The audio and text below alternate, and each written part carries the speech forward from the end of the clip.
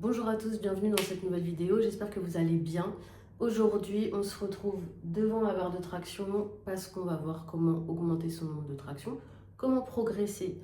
Une fois que vous maîtrisez l'exercice, admettons que vous en faites entre 1 et 3, le nombre n'est pas important. À partir du moment où vous avez bien maîtrisé votre suspension active et que vous passez par-dessus la barre en gardant un corps gainé et droit, on va dire c'est ok. Donc, pour rappel, on est là, on décolle, on se suspend.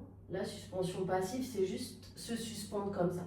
Suspension active, c'est épauler un petit peu en arrière, on se redresse un peu. Tac, chut, chut. Voilà. Une fois que votre traction elle ressemble à peu près à ça, ou que vous vous sentez à l'aise, on va pouvoir penser à augmenter son nombre de répétitions. Mais comment faire? C'est la question, parce que quand on intègre les tractions à sa séance dos ou à sa séance épaule, par exemple à la salle, on va se retrouver avec un certain degré de fatigue, parce que les tractions fatiguent le système nerveux. Donc la suite de la séance, vous aurez déjà consommé pas mal d'énergie, et alors en fin de séance, quand on est débutant en traction, c'est assez difficile de mettre ces tractions en fin de séance. Pour ma part, même encore maintenant, je préfère les mettre en début de séance, bien me cramer et ensuite je fais ce que je peux par la suite. Donc la première méthode, la plus simple, on va dire, la plus intuitive, que vous pouvez faire en salle ou chez vous, parce que malheureusement la troisième méthode, il faut la faire chez soi, parce qu'à la salle ce ne sera pas possible, vous allez comprendre pourquoi. Donc la première méthode, c'est de travailler le tempo, donc de les faire par exemple le plus lentement possible. Et vous allez voir que potentiellement ça va sûrement réduire votre nombre max, à savoir si vous êtes à 8 répétitions, vous allez probablement descendre à 5. Et ainsi de suite. Donc concrètement, c'est quoi? Rien de bien sorcier. Au lieu de faire votre rythme habituel ou de les faire en explosive ou rapidement, vous allez compter 5 secondes en haut, 5 secondes sur la descente, 5 secondes en bas, tout en restant en suspension active. Voilà. Donc, on fait 1, 2, 3, 4, 5. 1, 2, 3, 4, 5. Là, je ne me relâche pas. Je reste 1, 2, 3, 4, 5. Je remonte. 1, 2, 3, 4, 5. Voilà. Et ainsi de suite. Vous faites ça comme ça. Vous prenez un petit peu plus de temps de repos et vous faites vos séries comme ça. Vous allez voir qu'après, quand vous allez passer en série, on va dire normale, vous allez vous sentir déjà plus léger et votre nombre va augmenter forcément.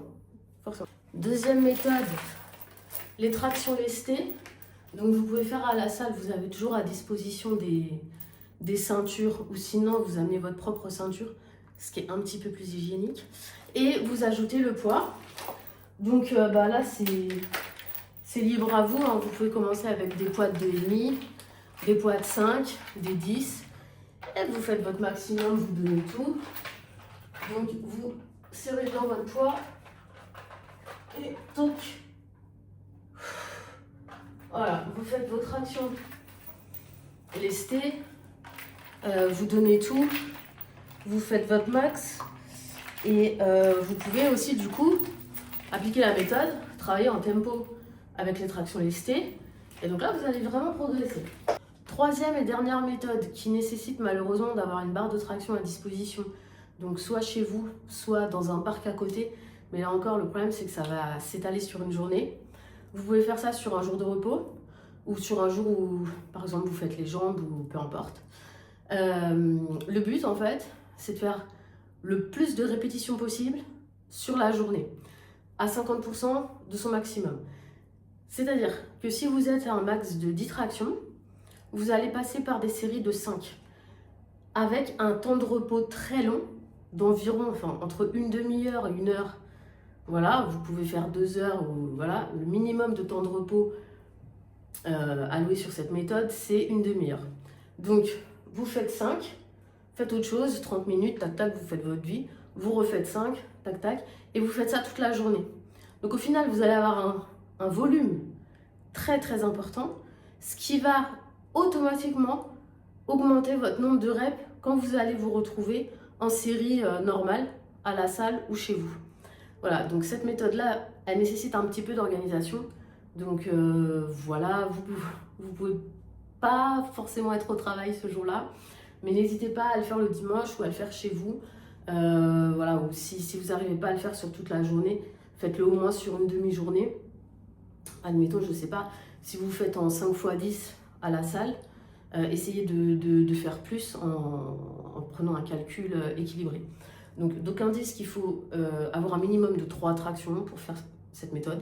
Moi je suis pas d'accord. Pour moi, à partir du moment où vous en faites une, voilà, ce sera forcément plus. Si vous en faites une toutes les demi-heures sur votre journée, vous calculez une fois le nombre d'heures sur la journée, au final vous en ferez plus qu'en temps normal. Donc voilà. Et cette méthode, l'avantage c'est que vous pouvez l'appliquer à plein d'autres exercices au poids du corps, que ce soit le squat, que ce soit les pompes, que ce soit les pompes triceps, même que ce soit les dips.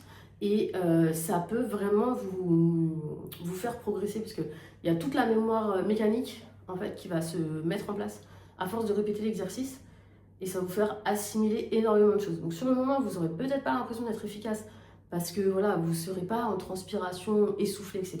Mais là n'est pas le but. Avec un max de repos entre, c'est vraiment de faire intégrer au corps et à l'esprit ce mécanisme.